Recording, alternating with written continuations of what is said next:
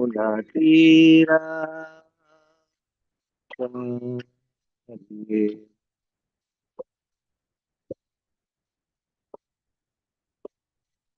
ये राम माधव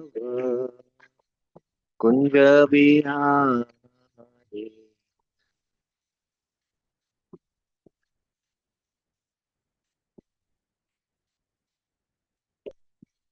हरे कृष्ण कृष्ण कृष्ण हरे हरे हरे राम राम राम हरे हरे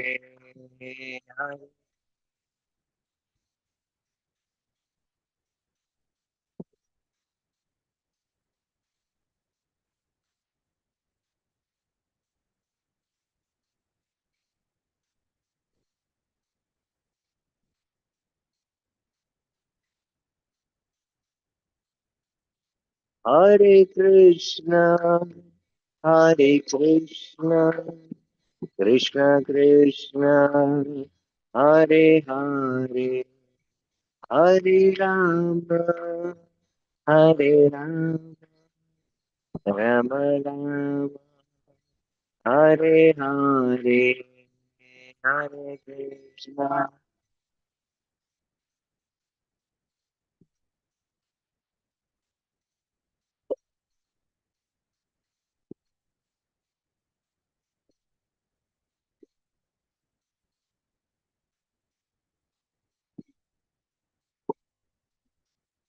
जय राधा माधव माधव राधे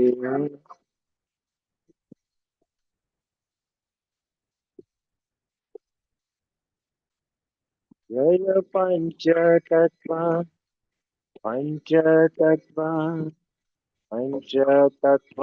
जय पंचतत्वा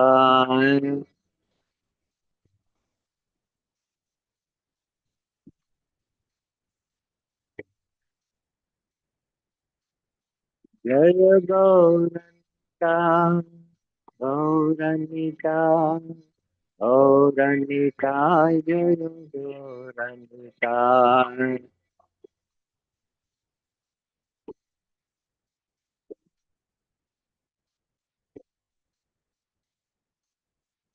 जय प्रभुपद प्रभुपद प्रभुपदा जय प्रभुपदा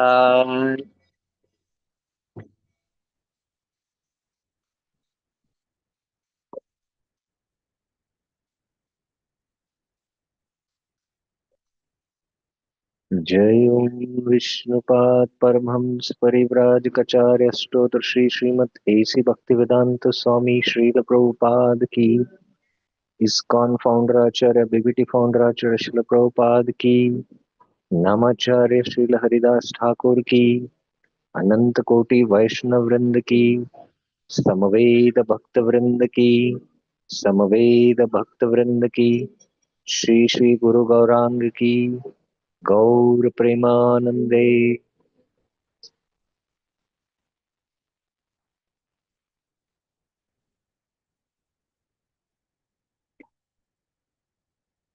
ओम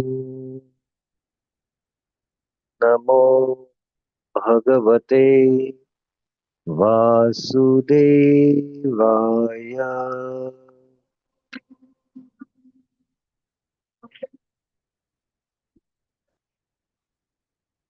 ओम नमो भगवते वासुदेवाय।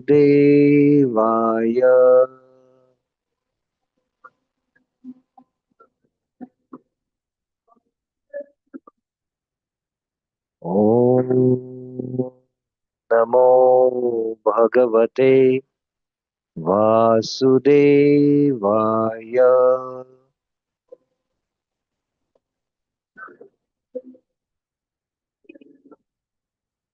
नारायणं नमस्कृत्य नरं चैव नरोत्तमम् देवीं सरस्वतीं व्यासं ततो जयमुदीरये नष्टप्रायेषु भद्रेषु नित्यं भागवत सेवया भगवती उत्तमश्लोके भक्तिर्भवति नैष्टिकी कृष्णाय वासुदेवाय देवकीनन्दनाय च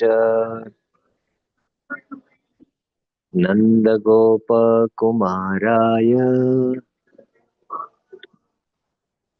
गोविन्दाय नमो नमः।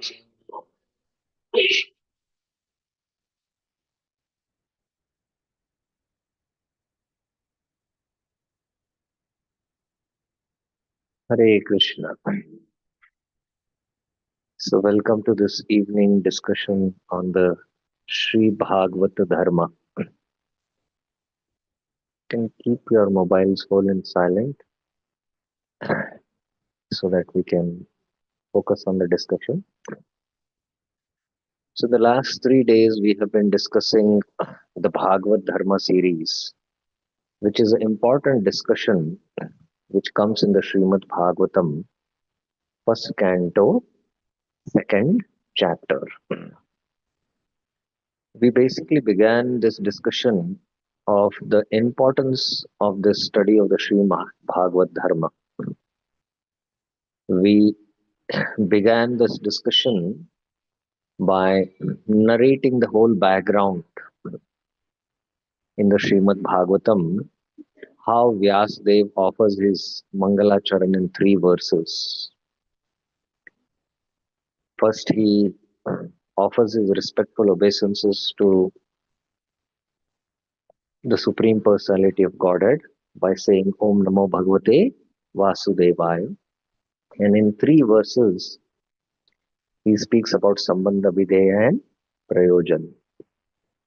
And then the background is the setting of the scene where the sages in Naimisharanya are performing a 1,000-year-old sacrifice, and Sut Goswami arrives there.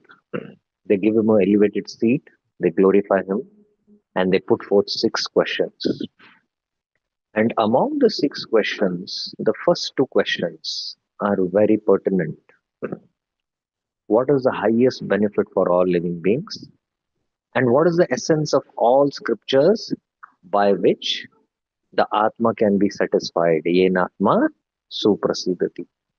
So the next 4 questions are directly pertaining to Krishna, but these 2 questions are very generic.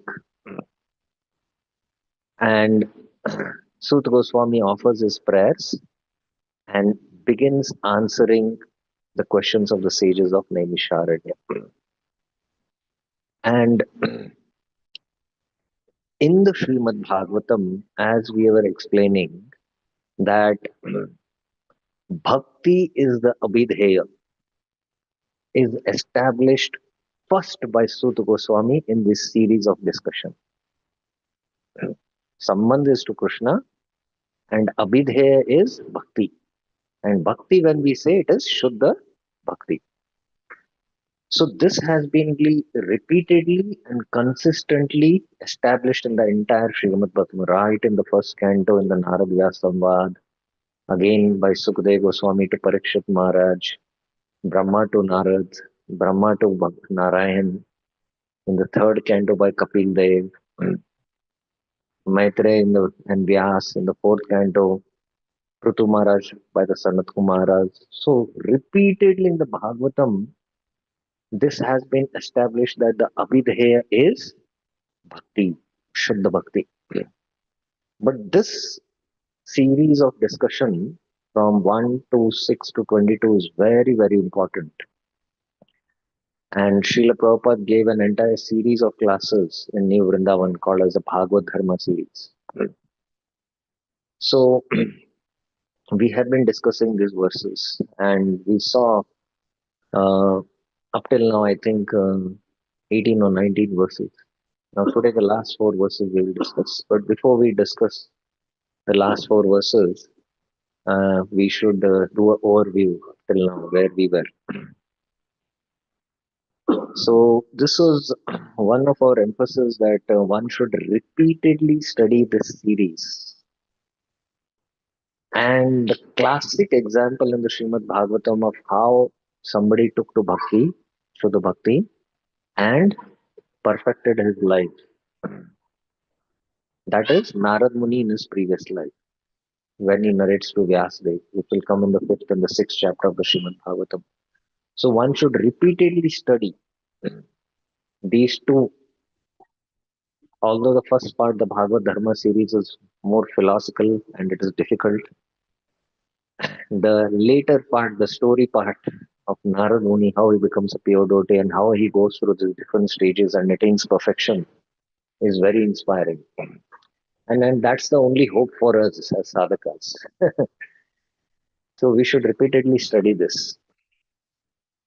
So Sud Goswami begins to answer by saying, Sabe Kumsan Paro Dharma Yato Bhaktir Adokshaje Ahetuk Apratihata Yayatma Suprasidati.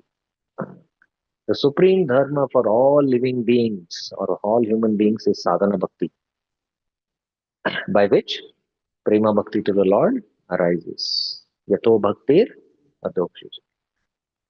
This bhakti is ahetukya apratihata.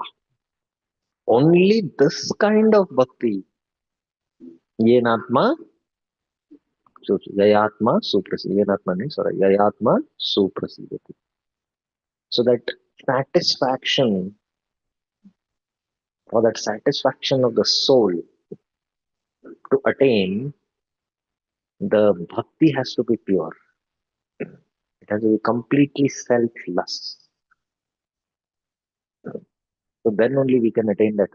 So that's why it has to be ahetukya. Ahetuki also means that the self-causative nature of bhakti. And ahetuki also means anya abhilashita shunya. Apratiyata means it is uninterrupted. It is not covered by jnana and karma. Because jnana and karma can cover, especially the karma can cover the bhakti. So that's why it has to be apratihata. So we discussed quite in detail this verse. And then what kind of satisfaction, the mind gains by this kind of bhakti, that is explained in this verse. Janeti ashu vairagyam jnanam cha yad ahetukam. The mind takes satisfaction in the different moods in which the devotee is relishing rasa with Krishna. Sakya, Dasya, Vatsalya, and Madhuri.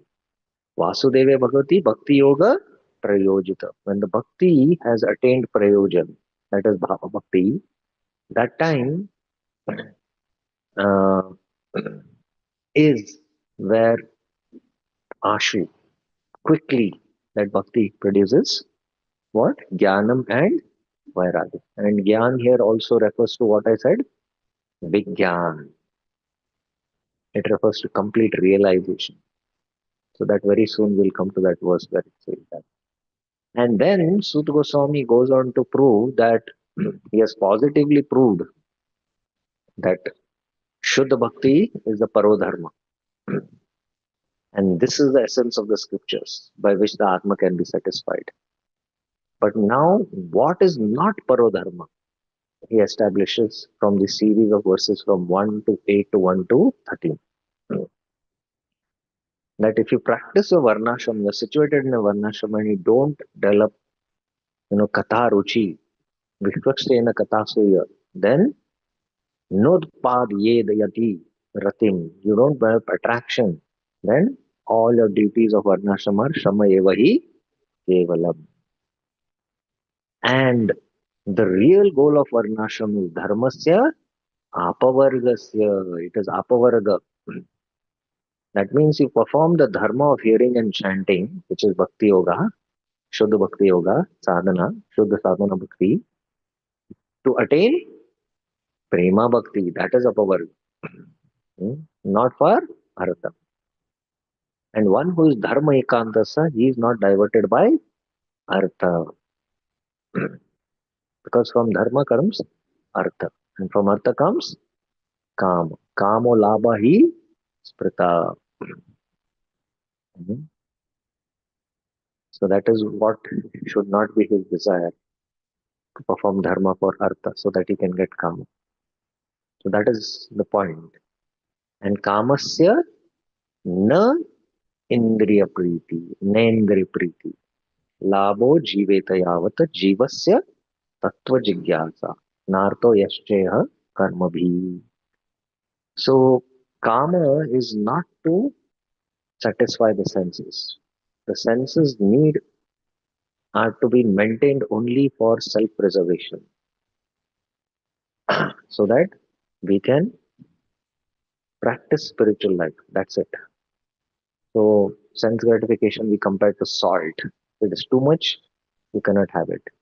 If it's too little, we cannot have the food. So too much sense gratification, then it diverts us. Then the body becomes, which is a vehicle for sadhana, becomes incapable of practicing. With the body, if you don't give enough food, then it becomes weak and you cannot practice sadhana. So as much for self-preservation one should. And life goal is meant for jivasya tattva jigyasa. So what is that tattva? That tattva is defined here. Vadanti tat tattva vidas tattvam yajnana madhven brahmeti paramatmeti bhagavan iti shabdate. So we discussed this quite in detail of how the absolute truth is compared to a gulab jamun, and how these different seekers see that one absolute truth from different perspectives. So, and they realize only particular aspect of the absolute truth, Sat, Chit or Sat, but only the Bhakta can realize the Sat, Chit and the Ananda feature. And how do you realize that absolute truth? What is the practice? The practice is given in this verse. Tat Shraddhadhana Munayo Jnana Vairagya Yuktaya Pashyant Atmani Chatmanyam Bhaktya Shuta Grihataya. For the devotees, they should practice hearing and chanting, and they'll realize the absolute truth in his Bhagavan feature. And Jnana and Vairagya will automatically follow. They need not practice. Whereas the other two paths, Jnana and Ashtanga, they have to practice the Angas of Jnana and Vairagya. That is the difference. And then he concludes, अतः पुंबेर्जिग श्रेष्ठ वर्णाश्रम विभागश सुनिश्चितस्य धर्मस्य संसिद्धिर Haritosh. So be situated in your varnashram, but ultimately you have to satisfy the Lord. And the Lord is satisfied only by what? Pure devotional service. Not by the performance of varnashram duties. Although Parashar says that varnashram duties, nanya tattosha karanam, but it is meant for whom? For those who don't have adhikar for Shuddha Bhakti. So at least they can practice Varnashram, get purified, so that it becomes a stage where you can take up to Shuddha Bhakti, because you get a lot of opportunity to hear from the sadhus and you get attracted to Krishna Katha. So that is how he concludes. And then he quotes this verse. He concludes the discussion. Tasmad ekena manasa Bhagavan Satvatam Patim Shotavya Kirtitavyascha Dheya Pujyascha Nityada.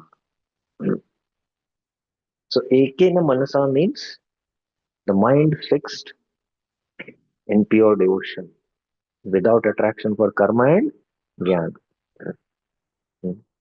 Worship Bhagavan by Shravanam, Kirtanam and Smaranam and Archanam, Pujyasya. These are the four things, four principles we discussed.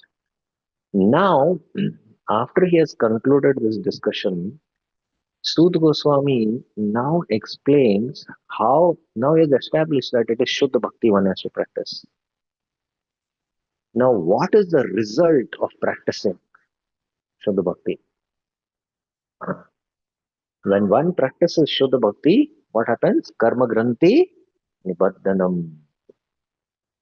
But yad anudhyasina yukta.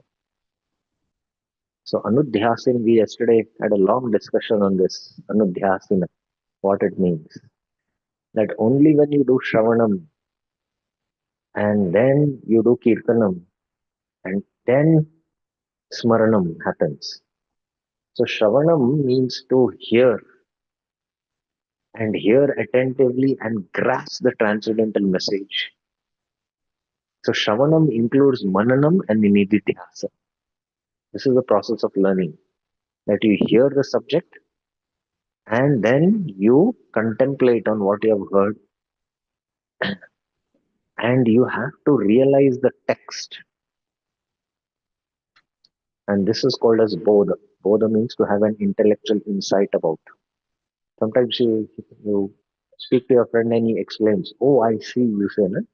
It's not that you see. That means now I understand. So bodha means to understand. And then nididhyasana means to deeply realize what you have understood in deep meditation. So only when you deeply realize in your meditation, then the subject is realized in the heart. Then you live that subject. So that is how you have to hear, and then you have to do kirtanam.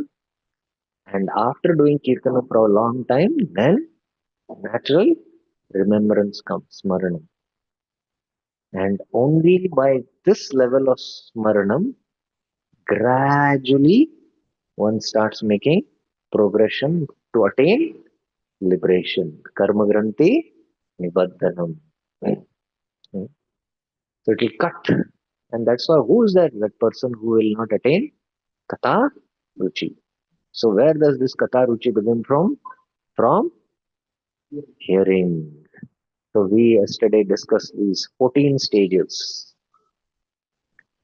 So now the progression of bhakti, how when one takes up to Shuddha Bhakti, how he progresses, that whole progression is given. The whole roadmap is given to you, by which you know, where you are, in which stage you are, and from there how to go ahead, what are the obstacles in each stage. So everything is given. The inner journey of the roadmap is given to us. We have to take the journey. We all have experienced that when we want to go external for some journey, then we need a roadmap, right? Everything needs a map by which you can, you know, traverse through and reach your destination. Yes. And there are different milestones to show that where you are at particular point, right? So similarly, this is the inner journey of how we go through these different stages and ultimately attain prema, prayojan. So we saw that there are these 14 steps which Vishwanath Chakra Thakur has mentioned, and he gives these different stages. And yesterday we started discussing about the stages. So I'll just briefly recap these stages because today we are going to continue and discuss the last three stages. So in this verse, Shushusho Shraddadhanasya Vasudeva Kataruchi Swanmat Sevaya Vipra Punyatirtha Nishevana. So first there is Satam Kripa. The great devotees, Mahat, when they glance upon someone, they bestow devotion to them. And because of that impressions of having a darshan of a Mahabhagat,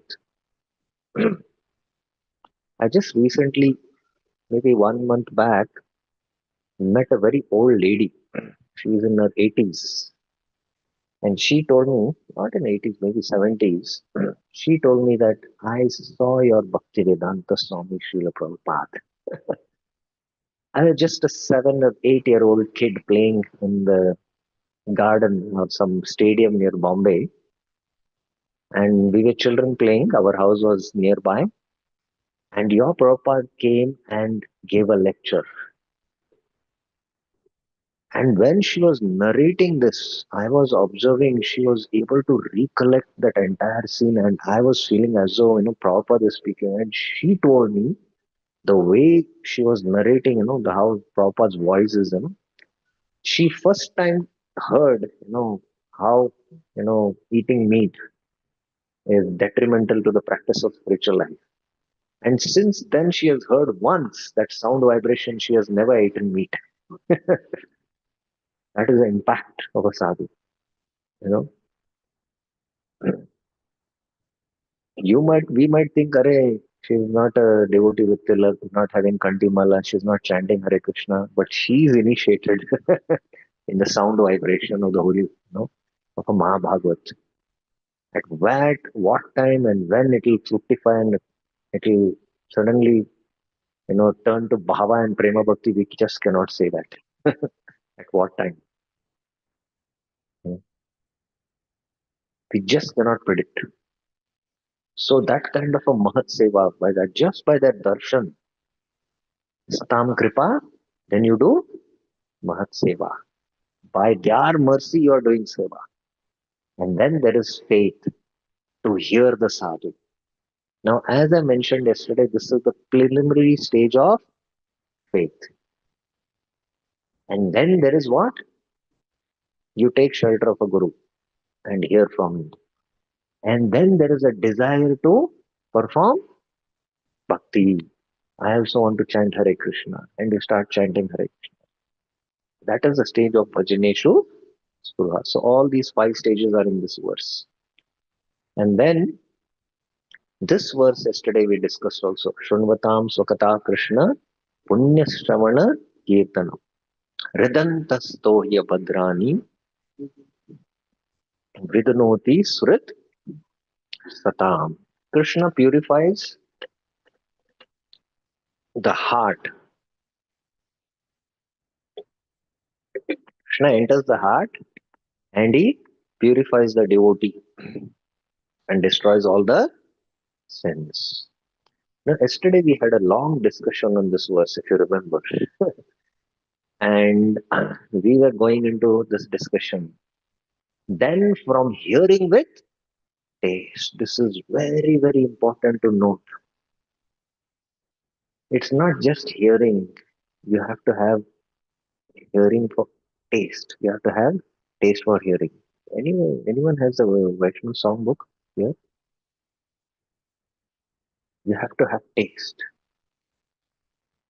Just like you have taste for eating, not prasad, sweet items. You have rasa for it, right? You have rasa for it, right? So similarly, there is so much rasa for hearing Krishna Katha that you forget all the mundane rasas. So that is the stage where where actually the real purification begins. That's where the real purification begins. And this hearing with taste is what yesterday we discussed as Shravana Dasha. Shravana Dasha. Dasha means stage, huh? Not Dasha or Dasa. Dasha. Dasha means stage. So only when you come to the stage of Shravana Dasha, one begins to hear and chant, it is mentioned. From there, actually, your hearing and chanting begins. You are hearing the mantra now, the Hare Krishna Maha mantra. When you're chanting in the beginning stages, most of the time you don't hear the Hare Krishna Maha mantra. But only when you cross the Namaprad stage and come to the Namabha stage, then you are actually hearing the mantra. And you don't hear any other sound. And you're absorbed. And that chanting is going to purify you. From there, purification begins. Before that, it's all preliminary purification. The real purification begins from there. That is why I just wanted to point out Prabhupada in his mark in Bhagavat Dharma. What is he saying? हाँ धीर होया सुने यदि काने बार बार You have to become dhira, and then you have to hear Shuni. Bhagavat कथा ते सब तब अवतार धीर होए सुने यदि काने बार बार.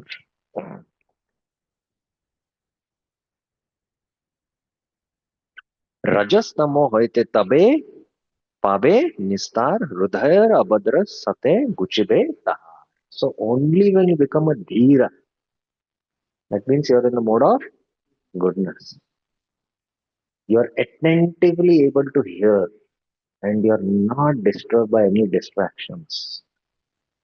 And even if there are distractions, you don't get distracted.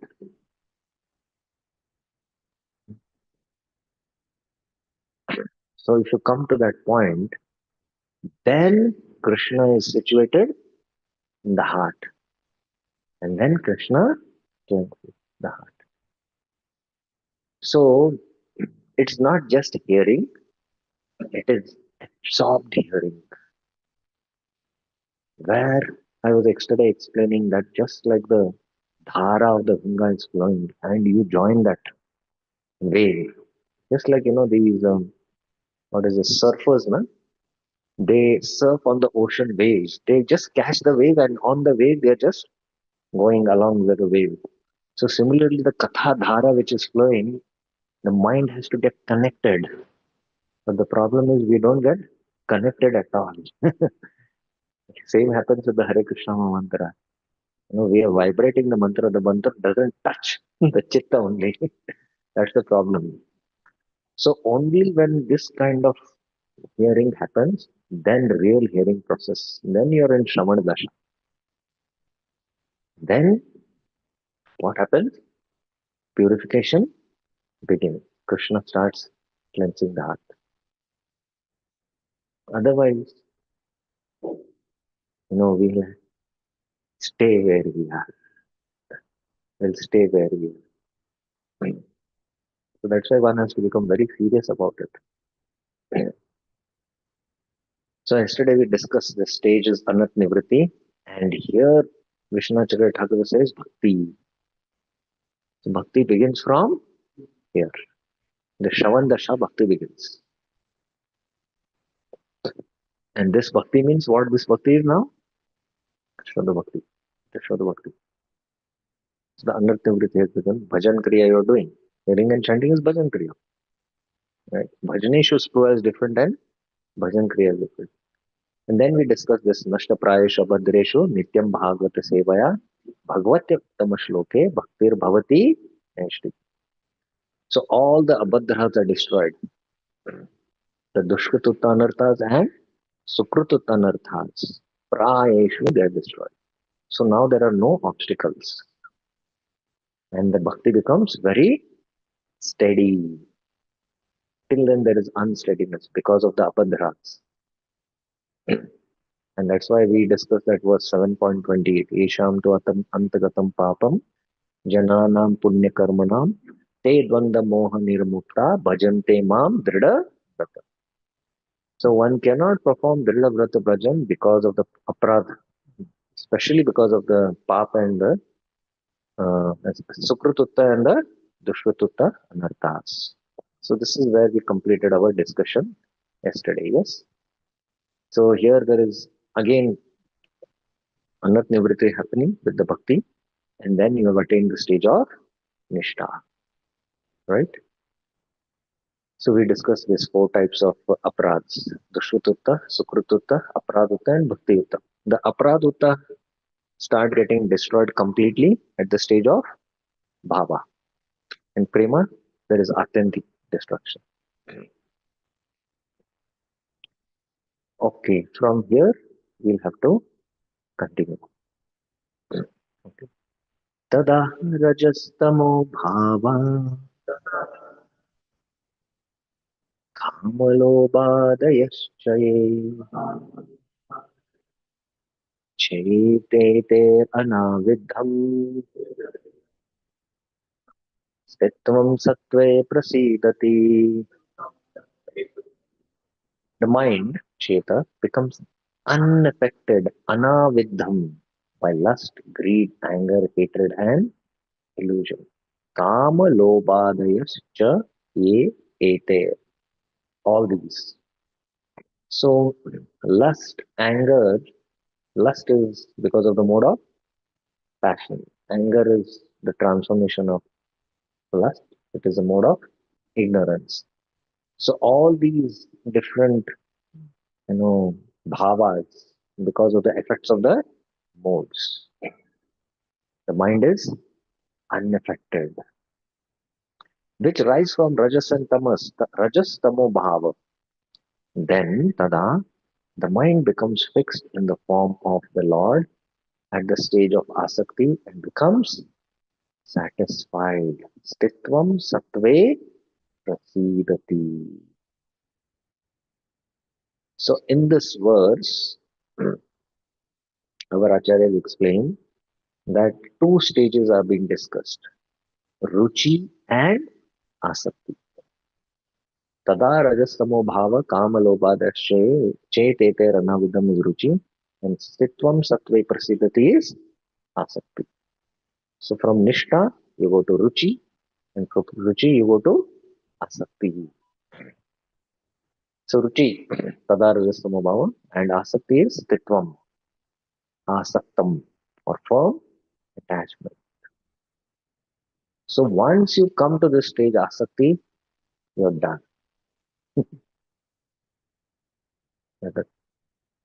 Then now Krishna's spiritual energy will take you to higher levels. But till asakti, you have to put in efforts. Of course, that's also happening by Krishna's mercy, but your efforts are required. Our determined efforts are required. So these are the two stages here.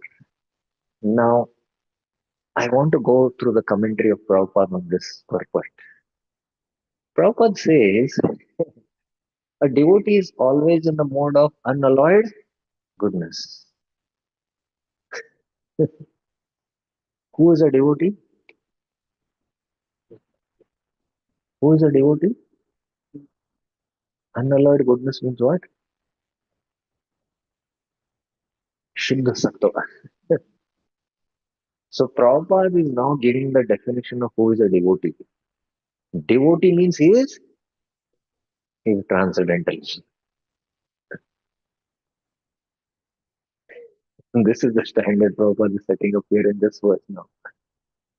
A devotee means he is transcendental to the three modes. He is in Suddha Sattva. And therefore he doesn't harm anyone. That means anyone who is not in this Suddha Sattva, he will what? Harm. And that means he is not a devotee. But a non-devotee, however educated he may, is always harmful. So who is this non-devotee now?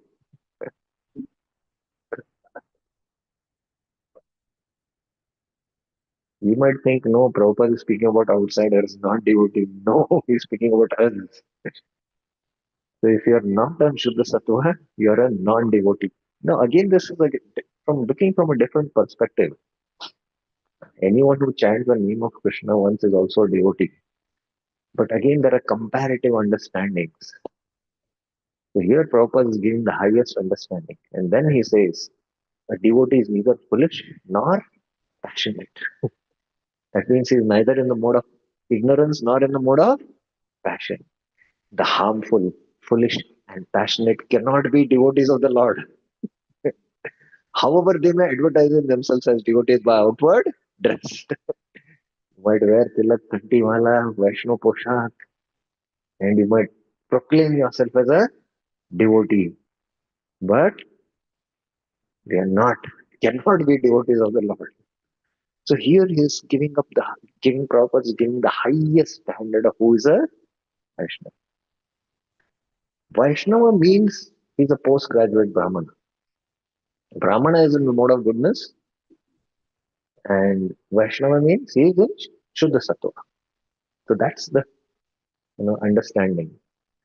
A devotee is always qualified with all the good qualities of God. So we should have all these qualities, what are mentioned in the scriptures. And that's also one of the characteristics of pure devotional service. The first characteristic of pure devotional service is Kleshagni. The second characteristic is Shubhadham. All the good qualities of the Lord there. Now, just to check whether we are practicing pure devotional service, this comes in the southern section of the Bhakti Rasamrit Sindhu. The qualities of Krishna are discussed there. So, we have to check whether we have these qualities. If these qualities are not manifest, that means our bhakti is still not Shuddha Sadhana.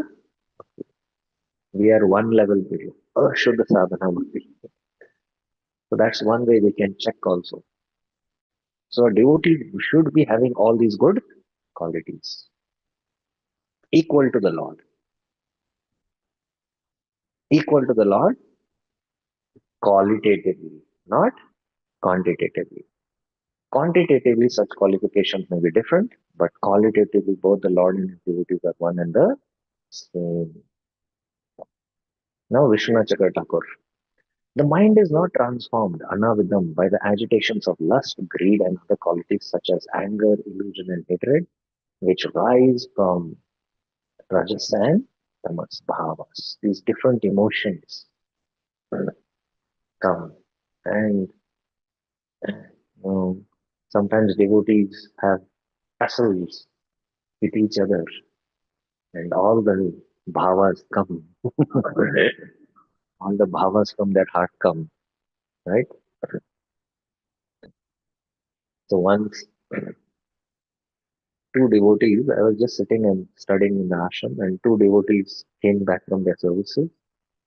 They were full-time devotees staying in the ashram, and they had their own cupboards, and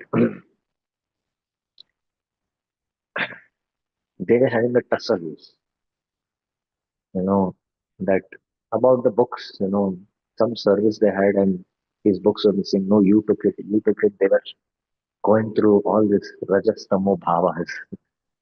So I just stopped for a moment and asked, which rasa you all are relishing, Veer rasa or Raudar rasa? I said. So then they suddenly got pacified. They forgot their tussle for a moment. So these effects of the moods, as long as they are acting on us, then we have to understand that Shuddha Bhakti is not manifested. This means by lack of taste for material objects, the state of ruchi, the appearance of relishing for hearing, chanting, and other processes arise. Now I make this point. How do you know that you have taste for chanting? How do you know you have taste for chanting? Yes, Prabhuji.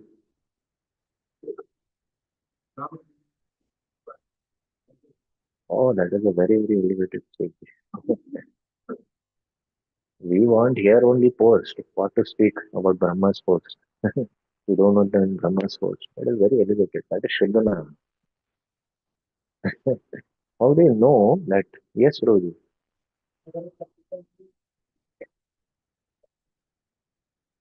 Yeah. But based on the statement here, what Bhakti Vishwanath Chakra Thakur means, we have no taste for mundane rasa, no taste for shad ras bhojan,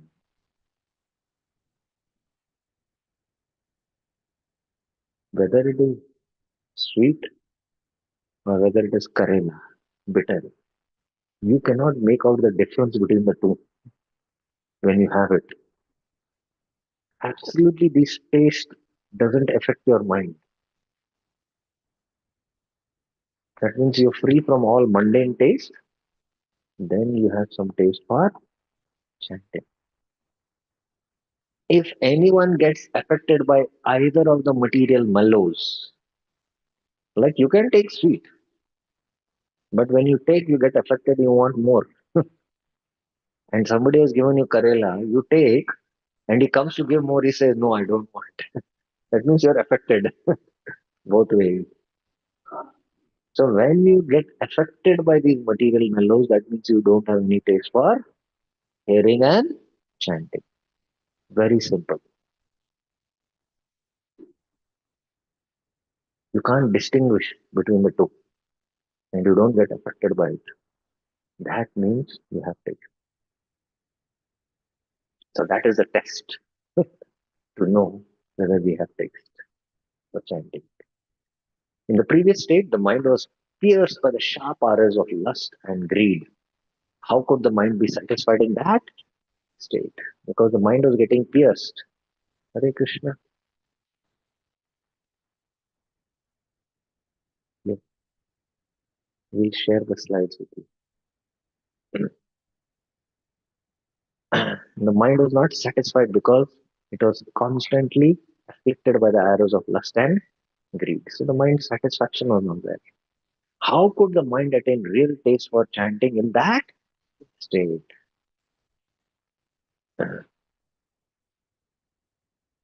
How could it get attain taste?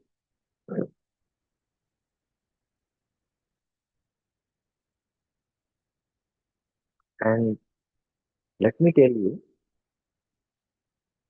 it's our observation that sometimes being many, many years in the Krishna conscious moment, many, many years,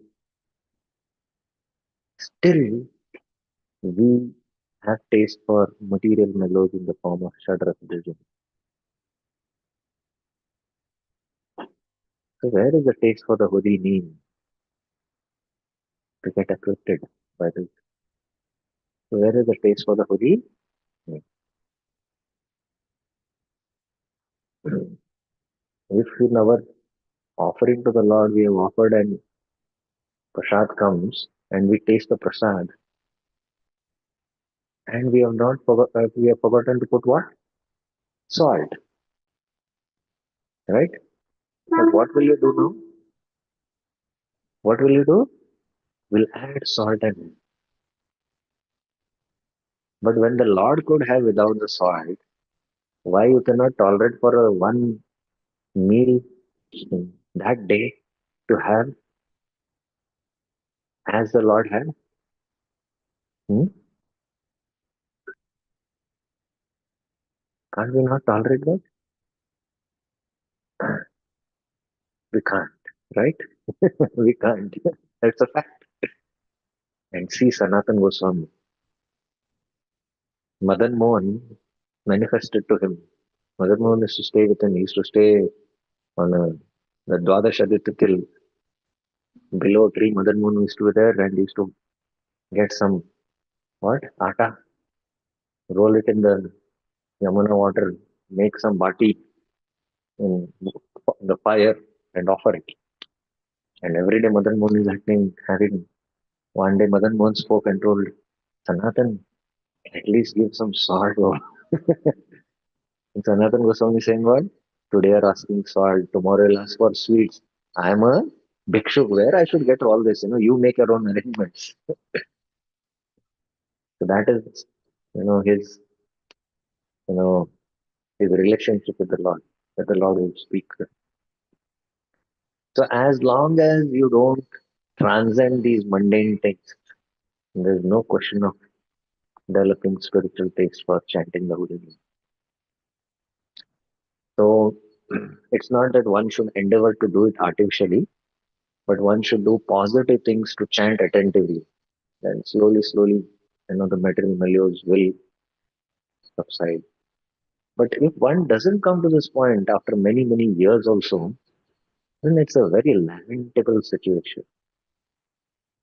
It's a very, very lamentable situation that we are still afflicted by mundane tastes. Okay. A person afflicted with pain cannot relish food. After this, the mind becomes fixed, Stitvam, in Shuddha Sattva, deity of the Lord. Titve Sattvam Praside. This is the stage of Asakti. Now, Asakti and Ruchi These are the two levels, or these two stages are described in this in this verse. Now, what is the difference between asakti and ruchi is very interesting. In the stage of ruchi, when one is chanting the holy names, he has taste for chanting the holy names. He has what? Taste for chanting the holy names. He has ruchi for it. So his attachment is more to the angas of bhakti. He performs more the angas of bhakti because he's getting taste. He's now tasting spiritual rasa, little, little. So his attachment is for the angas of bhakti in ruchi. In asakti, he becomes attached to the angi. He becomes attached to what? Angi. That means he doesn't chant more because it gives him pleasure. He chants more because it gives Krishna pleasure. So it goes from aham to mama. Aham to what? Mama. And this is called as mamta buddhi. That I will chant because it gives Krishna pleasure. So that is the difference between ruchi and asakti. In the stage of ruchi, when because the mind has taste, the mind sometimes wanders, but the intelligence drags the mind back to the subject. That is Krishna or Bhagavatam or the holy name. In the stage of ruchi, even if the mind wanders, immediately the intelligence gets it back. But in the stage of asakti, the mind doesn't wander at all to sense objects. It always goes to Krishna because the mind has become attached to Krishna. Maya sakta mana pa. So that is the difference between the stage of asakti and ruchi. So this is just some understanding. Then next what happens is given in this verse. Evam prasanna manuso bhagavat bhakti yogata bhagavat tattva vijnanam mukta sangasya jayate. Then the mind becomes joyful and satisfied on attaining rati. Evam prasanna manaso. The mind is always prasanna because there is complete satisfaction of the mind. Yenatma suprasiti. So evam prasanna manaso. So this is the stage of rati or what is called as bhava. Bhava and rati are synonymous. Finally, prema develops. Bhagavat bhakti yogata. So here bhakti refers to prema bhakti. Bhagavat bhakti yogata. Accompanied by appearance of complete detachment, mukta sangasya jayate. The devotee then experiences the Lord's form, qualities, pastimes, powers, and sweetness. Bhagavat tattva vidya. So I was mentioning that Vidyan Vasudeva Bhagavati Bhakti Yoga Prayodita Janeti Ashu Vairagyam Jnanam Cha Yad Ahetukam. So that Jnana refers to what I was saying? Vigyan. So at the stage of Bhava, one realizes the form of the Lord. In fact, in the Bhakti Rasamrita Sindhu, when sadhana bhakti is discussed, Rup Goswami goes into elaborate discussion whether there are three types of bhakti or three stages of bhakti. And then he concludes that there are three stages of bhakti because one can attain directly bhava bhakti also by inconceivable mercy of the Lord without practicing sadhana. But generally there is sadhana and sadhya bhakti. There is sadhana bhakti and sadhya bhakti. But sadhya bhakti has been divided into two, bhava bhakti and prema bhakti. Now, why this distinction in the sadhya bhakti of bhava bhakti and prema bhakti? Because in bhava bhakti, although one is Krishna darshan sakshat yogya, he is qualified to have Krishna's darshan and Krishna gives him darshan, sakshat yogya. But he is still not free from impurities. Still traces of impurities are there. And complete impurities are eradicated at the stage of prema. So that's why in sadhya there are these two divisions, bhava bhakti and prema bhakti. So still there is some klesha in the form of what? In bhava, what are the kleshas which can remain? Aparam. Because of that, he might have some klesha, some suffering might be there. He might have to go. Very, very minute, very fine it is. But still there is some impurity. Because of aparad, there can be some klesha suffering. But in prema bhakti, no. In prema bhakti is completely purified. So that is why he distinguishes. And then he goes on to define what is sadhana bhakti. Sadhana bhakti which produces bhava bhakti. Because sadhana bhakti doesn't produce prema bhakti. Sadhana bhakti produces bhava bhakti. And then bhava bhakti further turns on to prema bhakti. So that's why he distinguishes. So first, the bhava bhakti is like the rays of prema bhakti. Suryamsha. Prema Suryamsha. The ray of prema which manifests in the heart. So prasanna manso Bhagavad Bhakti Yogat. And Bhagavad Tattva Vijnanam here means that at the stage of prema, not only at the stage of bhava, only one is qualified to take darshan of Krishna and Krishna gives darshan. And then Krishna, you know, slowly starts manifesting, different qualities of it. And it all begins with fragrance. First, he is able to, smell the fragrance of Krishna. Gandha. Gandha means what? Fragrance. And that's why even a Bhava Bhakta, you cannot understand him. He looks to be a completely crazy person, mad person from a material perspective. Because he might be smelling something and he might be smelling and he might be wondering what is he doing.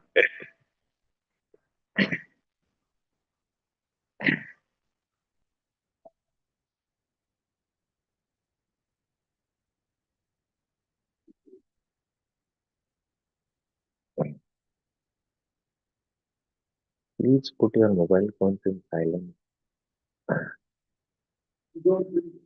Yes, so you better not to bring them. Sorry, I had to bring it because I don't get it, but he had to send the link. That's why otherwise I told him to keep it there for charging. I don't know why he kept it here.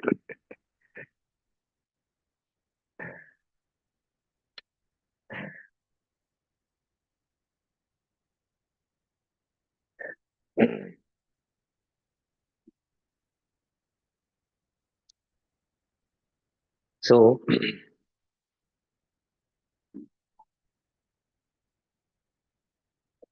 Gandha. Now, just to give you some idea of what is the fragrance emanating from the body of Krishna, you all want to experience? Now, Krishna in the Bhagavad Gita says, Punyo Gandha Prithvinyam. That earth has all the Gandha. And that's why you put any seed, uh, rose flower seed, and then there is rose fragrance. So, in our flowers, which we know, which are the best fragrance? The Mallika or the Pushpa or the Champaka, right? the jasmine, right? So you can imagine what is the fragrance. It's how intoxicating is that fragrance, yes? Especially the mallika or the jasmine, right? Now, what is this mallika or jasmine? It is just one seed which is planted in earth. And how much it is extracting the gandha, that one seed. And imagine this entire earth, how vast it is. And this earth is one dot in the whole cosmos, which is one Brahmanda. And there are unlimited Brahmandas. And all these unlimited Brahmandas emanate from the body of Mahavishnu, who is an Amsha of Krishna. So you can imagine what must be the Gandha of Krishna. So when he is able to, you know, smell the fragrance of Krishna, how intoxicating it must be.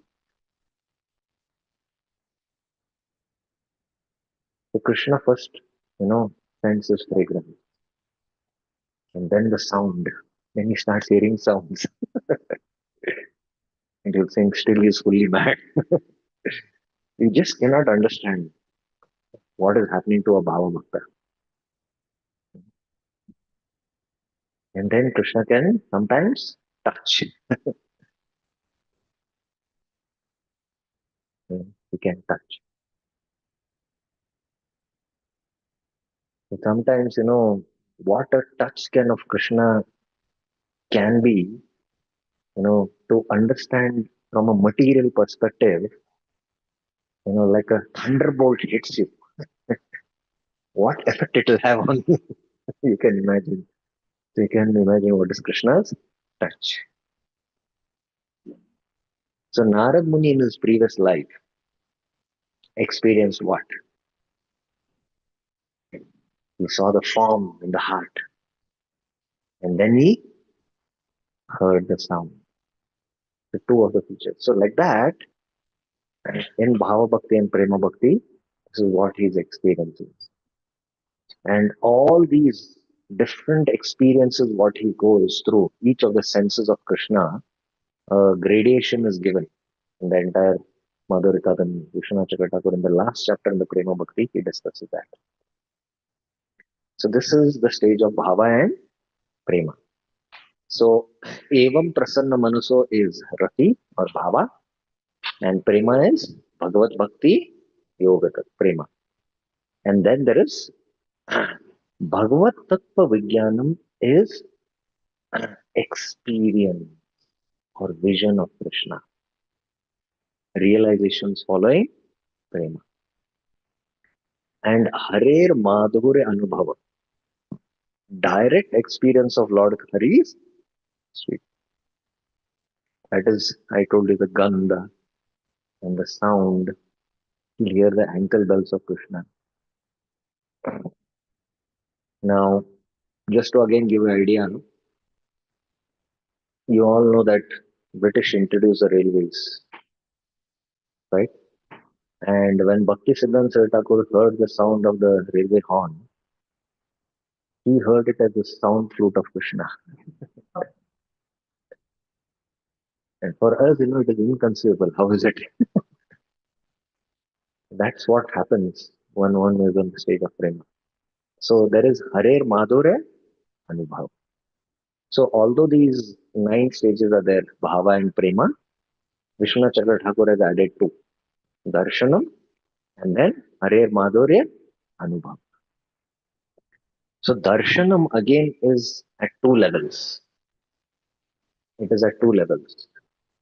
Firstly, in this advanced stage, one is able to perceive Krishna in the heart. Just like Narad Muni had that darshan.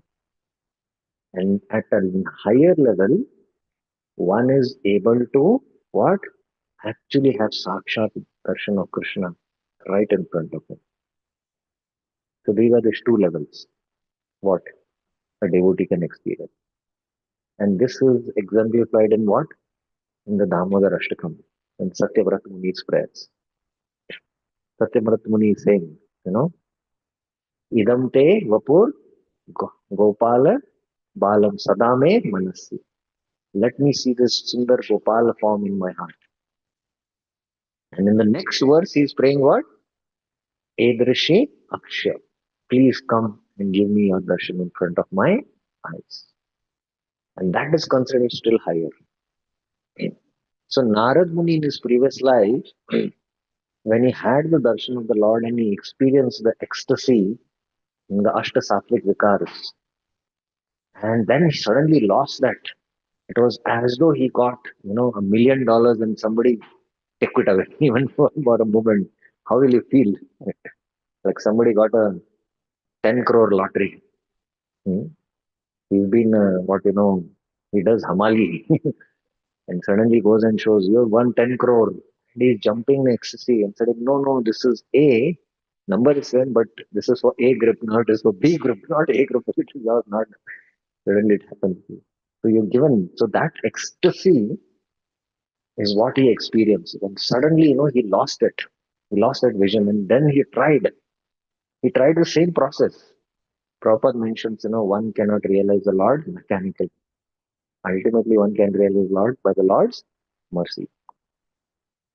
So then seeing Narada in that perturbed condition, the Lord spoke. Of course, he did not, show his version, but he heard the voice of the Lord. That in this life, you cannot see because you are a pakka. You're a co-yogina. That's the verse. And you might say, what is this? Narada is experiencing having the darshan of the Lord, and Lord is saying that you are co-yogina. So there are still impurities in his heart. And one such darshan of the Lord, why the Lord does like this is because the Lord himself says that once you have my darshan, you'll continuously hanker for it. And that hankering will remove all the obstacles and your attachment to me, to attain me multiply, will multiply. So that is why one darshan is sufficient. So ultimately it is that once, darshan of the Lord, if the Lord bestows, then it is sufficient to perfect our life. So Kapil Dev in his teachings mention that we have been millions and billions of lifetimes being here in this material world and we have been undergoing suffering. But once the Lord gives darshan, that ocean of suffering just turns into a drop. It completely becomes insignificant by the bliss and the ecstasy you experience by that one darshan. So this is what is darshan, Hare Madhura Anubhav. Now Prabhupada in the commentary mentions how rare it is. Manushanam Sahasreshu. Mostly men are conducted by passion and ignorance. They are always engaged in lust, desire, hankering. Out of many such man-like animals, one who knows the responsibility tries to perfect by following Varnashram. And out of many such persons who have attained success in human life, one may know scientifically about the personality of Godhead, Sri Krishna.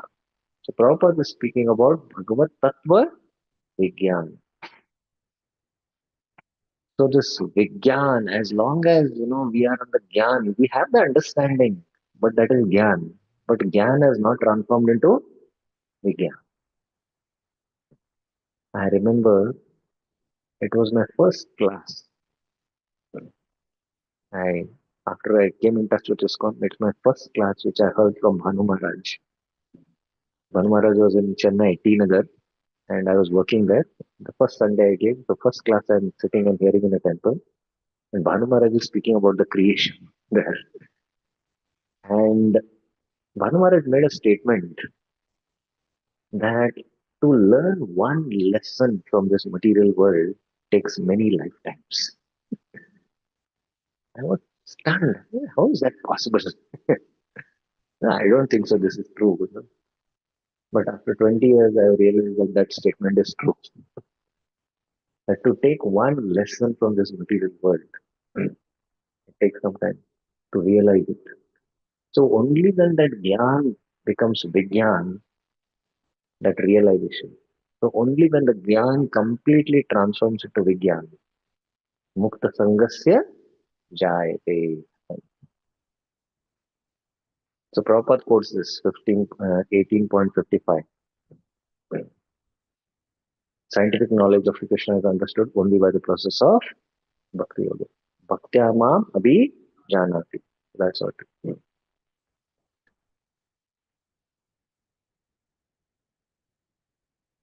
Okay. I will not go on further into the Prabhupada.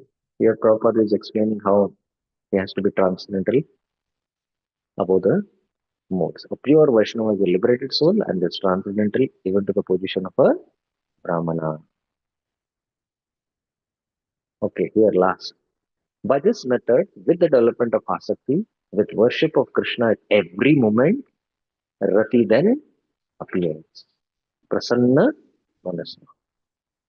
Without Rati, there could never be constant detachment from objects of material enjoyment. And without constant detachment, there could never be satisfaction of the mind. So, this point, we have to clearly understand that Bhagavat Bhakti Yoga, no, sorry, Vasudeva Bhagavati Bhakti Yoga Prayojita. So I was making that point that Bhakti Yoga Prayojana refers to Bhava Bhakti. Only at the stage of Bhava Bhakti is our detachment complete. Till then, what happens? There is no constant detachment. The Vairagya is not born out of pure devotion. The Vairagya is Shamshan Vairagya. You know, it is there for a moment, for some time, and then it again, the attachment to sense object comes. I met one proper disciple who gave a class in Vrindavan, and after the class, I was discussing with him. I asked which country you are from. So he mentioned some country very south after Australia and New Zealand. There's one country, and he is the advisor directly to the president of that country. He is a seismologist, that is a one who can predict earthquakes. And in that country, repeatedly earthquakes happen. In a year, two, three earthquakes happen, and it causes devastation. So he's directly then advisor, so that whenever the earthquake happens, what magnitude it is, what measures they have to take. So he advises that directly the prime minister. And he is a devotee. And he told me that he had a very young daughter. And moment the earthquake is to happen, his daughter is to just be absorbed in chanting and not do anything else. And he is perturbed, and he is now, finding out what is the magnitude, and he has to advise the government, and he is disturbed. But the daughter is blissfully chanting. And he was telling me when earthquake happens, it really causes devastation. Buildings, cars, everything is destroyed. People become sober and they light lamps. And this goes on for 3 days. After third day, they are back into sense gratification. Forget the whole thing after 3 days. They're back into their ordinary routine activities. Repeatedly it happens. Why that constant detachment is not there? So similarly, only at the stage of rati, there is constant detachment.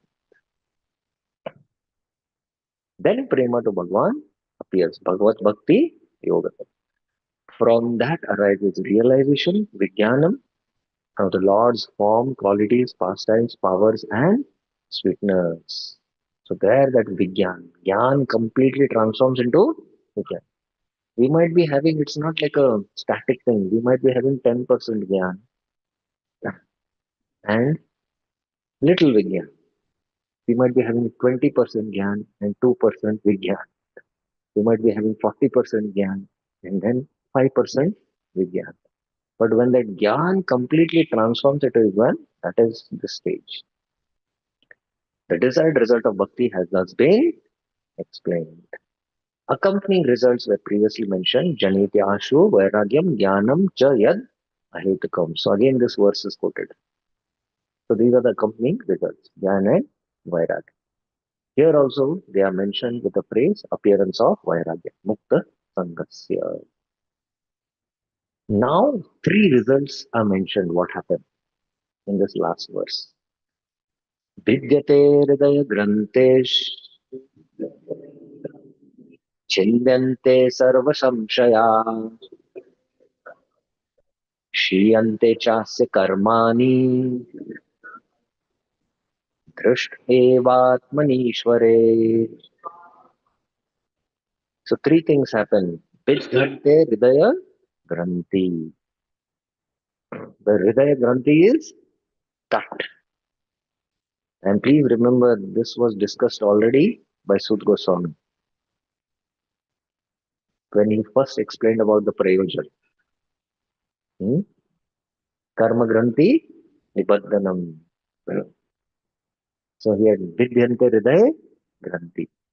Chindante Sarva Samshaya. All the doubts are destroyed. On seeing the Lord in the mind and with the eyes. Drishta Eva Atmani Ishwari. So with the pure eyes, he can see the Lord in the heart and he can see the Lord also in the heart. Both happen in different stages of bhava and prema. All karmas are destroyed. Shiyante chasya karmani. So the termination of the karmic chain is completely destroyed. Because there is a termination of the karmic chain, that's why he is able to see the Lord. So as long as the karma is there, that karma will obstruct having the vision of the Lord in the heart. So the termination of the karmic chain is completed here. So in the Nashta Prayeshu Abhadreshu Nityam Bhagavata Sevaya, the karma chain is almost destroyed. And that's why your bhajan becomes very firm. And at the Asakti stage, the karma, both the Shukrututta and the Duskututta are completely destroyed, 100%. At the stage of Bhava, the Aparads are still remaining. At the stage of Prema, it is completely destroyed. So all karmas is completely destroyed at this stage of Prema. Vidyante Hridayagrantis, Chindante Sarva Samshaya, Shiyante Chasya Karmani, Drishtva Evatmanishwari. So Prabhupada Sarva Samshaya, he mentions that there are many speculations about the soul and the super soul. The soul and super soul are one, they are different. So all these doubts are destroyed. Whereas Vishwanath Chakra Thakur mentions that a Bhava Bhakta is having doubts. Imagine Bhava Bhakta is also having doubts. What doubt? Whether I'll attain the Lord or no. No, in this life I'll not attain the Lord. I'm very sinful. That is his thought process. And sometimes a Bhava Bhakta sees an ant going and he starts observing the ant. And he says, if the ant comes in my direction, I will attain the Lord. If it goes in the other direction, I will not attain the Lord. Complete madness. What is the ant going in that direction attaining the Lord? So you know, this is madness. A Bhava Bhakta is like, and this madness is exhibited by whom? Srimati Radharani. And Krishna left. And a bumblebee came. And she started speaking, thinking that bumblebee is Madhusudan, Krishna. And he started speaking to the bumblebee. And Uddhav is watching this. What is this? That is the highest prayer, the Brahma Gita, which comes. So similarly, a Premi Bhakta, although the Lord is there present with him and is exchanging reciprocation, he feels that will I attain the Lord or not attain the Lord? That is his subject. So there these three effects are mentioned in this verse and how he sees the Lord in the heart or he directly sees. So After Sut Goswami has established that bhakti is the Abhideya, what is the progression of bhakti? So he's giving in these verses all these stages so that it inspires us to take us to bhakti. So he spoke about service to devotees, Mahat Sevaya, then affinity to hear. And when that hearing is done with taste, then there is cleansing of the heart. Then there is a manifestation of bhakti. And then all the abhadras are destroyed, then the bhakti becomes Neshtiki Bhakti, Nishta. Then there is Ruchi and Asakti, Bhava, and then Prema. So all these stages are explained. Okay, these are the stages, 14 stages, which we have already discussed, which we went through. Now, the last verse, he concludes. Ato vai kavayo nityam bhakti paramaya muda vasudeve bhagavati korvantyatma prasadanim. Thus the wise constantly, ato vai kavayo nityam, perform bhakti, which gives joy to the mind. Kurvant at prasadanim. To Lord Krishna, Vasudev Bhakti with great joy. Paramaya muda. So we all should become muda. Muda means to become happy. We should become joyful. This is the result of practicing bhakti. So one who's on the stage of perfection, he is experiencing that happiness. But even a sadhaka, understanding that this is the result of bhakti, he should become happy and joyfully practice bhakti. By saying with great joy, it is indicated that even at the stage of sadhana bhakti, there is no difficulty. There is no difficulty. So one should practice sadhana bhakti with enthusiasm. So that ends the whole discussion of the Bhagavad Dharma series. Right. So Sut Goswami explains what is the essence of all the scriptures. All scriptures point out that one should practice bhakti, sadhana bhakti, which will lead to prema bhakti. And what is the ultimate benefit for all humanity? That he concludes in this verse 1 to 22. So, in that sense, 1 to 6 to 1 to 22 is the answer for the first question of Sutta Goswami. Okay. So any questions you have about the topic which we discussed today? Bhakti Vinod Prabhuji.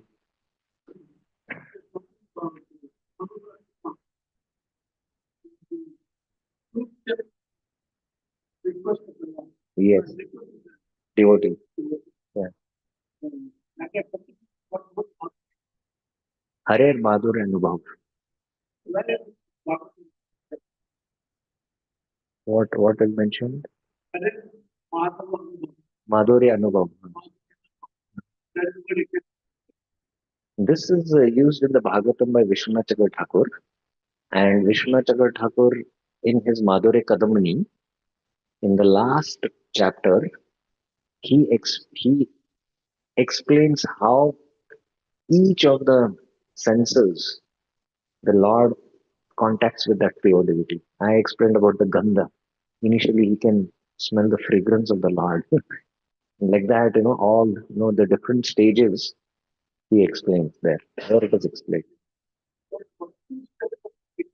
Now there are two visions. Darshanam means vision. Two, one can mean internal vision in the heart and directly manifesting in front. So in the Damodarashtam, Satyavrat Muni is initially in the fourth, I think, prayer. I think it is here only. Let us see. In Damodarashtakam,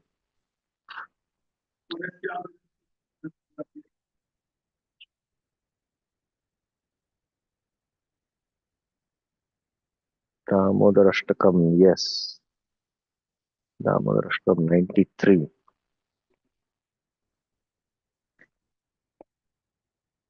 Yeah.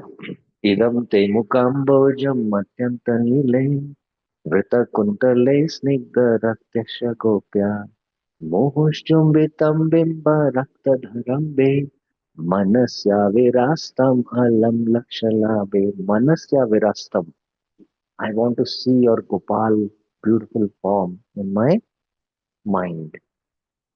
And what is the use of thousands and lakhs of benediction? I don't want these benedictions.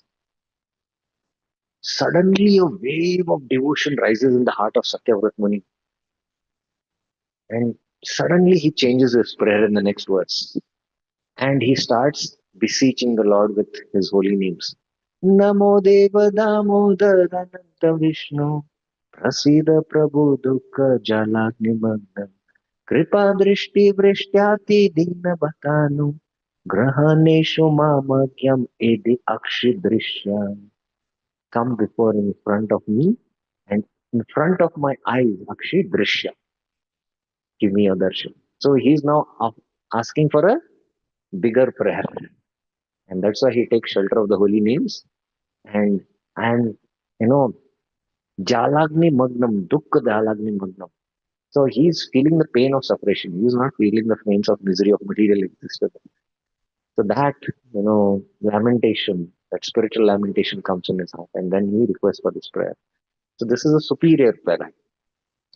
So Sanatan Goswami in his Brihad Bhagavatamrit mentions of the journey of Gopkumar. When Gopkumar goes to Swarga, there he sees Indra worshipping Vaman.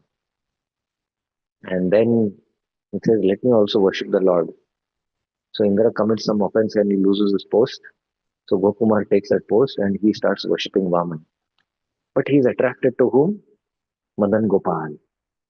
So from there he goes to Janaloka. And in Janaloka, Bhrugu and all rishis are there. They are performing a yajna and Vishnu himself is coming to take the oblations, the yajna, avashishta. And although they are having direct darshan of Vishnu, yet they go internal in their heart within themselves and in meditation they are trying to see the Lord. Although Vishnu is coming. So there Sanatan Goswami does a comparative study of which is superior, having the darshan of the Lord in the heart or direct sakshat darshan. And he mentions sakshat darshan is superior. But yet these sages, because they are rishis and munis and yogis, so they like to go within. So they like to see the Lord within, although the Lord is coming there front and giving them darshan. So like that comparison is done. So Satyavrat Mani prayer is also here like that. So similarly, vision means that the Lord can appear in the heart and manifest in the heart, or the Lord can come before the devotee. And at the stage of bhava, the devotee is qualified to have darshan of the Lord. And Krishna gives darshan. That's what in the Bhakti Rasamrita Sindhu it is established. Okay, any other questions? Somebody else also had raised their hand.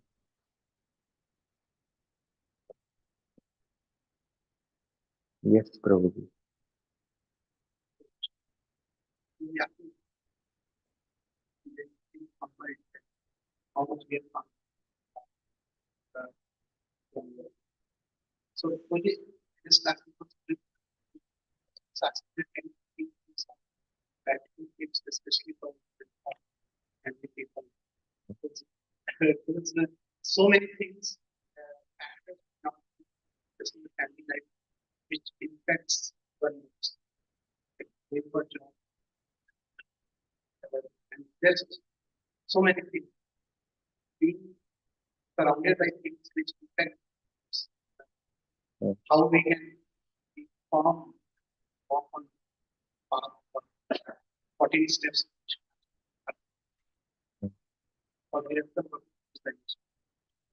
It's not, bhakti has nothing to do with whether one is in a brahmacharya ashram or a grihastha ashram or a vanaprastha ashram or a sannyas ashram.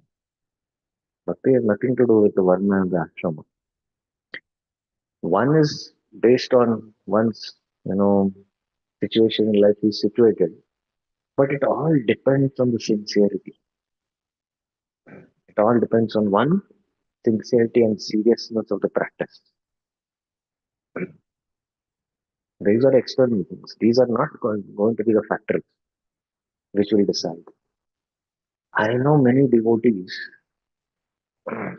who are in the Grihastha who have a very deep relation with the deities, and deities have revealed many things to them in their dreams. There is one boy who used to serve the deity in his childhood when he was a child, because at home there were deities. And when they changed the home, after many months, the deity came in the dream. Hare Baba, you left me there and went, come. So this kid went and he saw actually there was Jagannath, and it was little damaged. And they put clothes, fixed the clothes and healed Jagannath. And that deity, I was really amazed seeing the deities. I said, this deity looks very special. And why is he alone? Jagannath here? What is the reason? I asked. Then they told the story. You know? So it doesn't matter which ashram you are. If you sincerely and with all seriousness practice, the Lord will reciprocate. Hmm. That's a question of sincerity. Okay, fine. Okay. So thank you very much. Srila Prabhupada ki jai. Srimad Bhagavatam ki jai. Anant Koti Vaishnava Vrinda ki jai. Hare Krishna.